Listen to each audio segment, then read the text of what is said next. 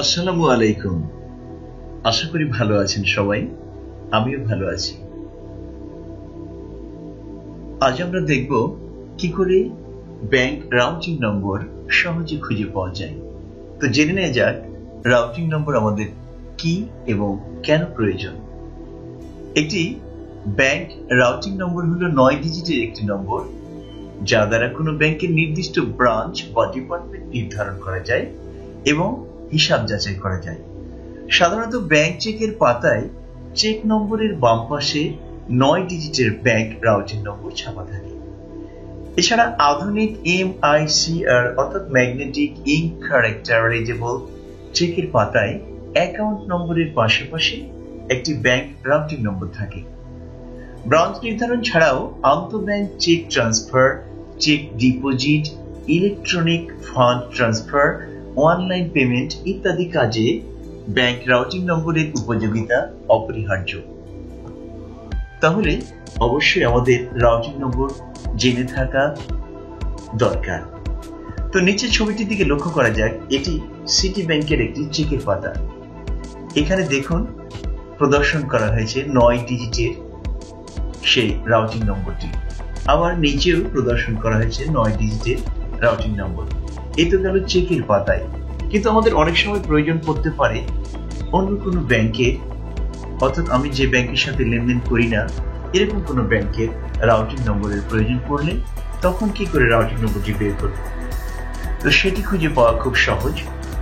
এই জন্য আমাদের প্রথমে যে কাজটি করতে হবে, আমাদের ল্যাপটপ বা ডেস্কটপ অথবা মোবাইলের কোনো ব্রাউজারে গিয়ে প্রথমেই ব্রাউজারটি ওপেন করতে হবে। আমার ক্রোম ব্রাউজার যেহেতু ওপেন করা আছে, আমি আরো একটি ট্যাব ওপেন করলাম। এখানে সার্চ বারে গিয়ে আমরা লিখে দেব thecourse.us। যেহেতু আমার আগে থেকেই লেখা আছে, thecourse.us প্রেস করলাম এবং এন্টার প্রেস করলাম। এখানে অনেকগুলো লিঙ্ক প্রদর্শন করা হয়েছে। আমি দ্বিতীয় লিঙ্কে ক্লিক করব, যেমন Bangladesh bank routing numbers, thecourse.us। এখানে ক্লিক করলাম। ক্লিক করলে এই ওয়েবসাইটটির ইন্টারফেস এরকম ভাবে প্রদর্শন করা হবে।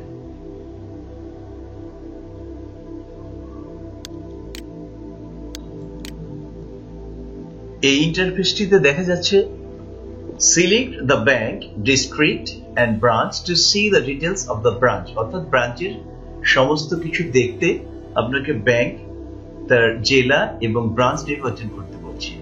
তো আমরা প্রথমে নির্বাচন করে নিই ব্যাংকের নাম। আমি জানতে চাচ্ছি আমার সোনালী ব্যাংক সম্পর্কে, সেহেতু আমি সিলেক্ট করে নেব সোনালী ব্যাংক। সোনালী ব্যাংক সিলেক্ট করে নেব। সোনালী ব্যাংক লিমিটেড। একটু সময় নিয়ে এবার সে তার কোড সহ প্রদর্শন হচ্ছে, সোনালী ব্যাংক লিমিটেড কোড 200। এবার আমাকে নির্বাচন করতে হবে ডিস্ট্রিক্ট। আমার ডিস্ট্রিক্ট চাঁপাইনবাবগঞ্জ, আমি চাঁপাইনবাবগঞ্জ দেখিয়ে দিলাম।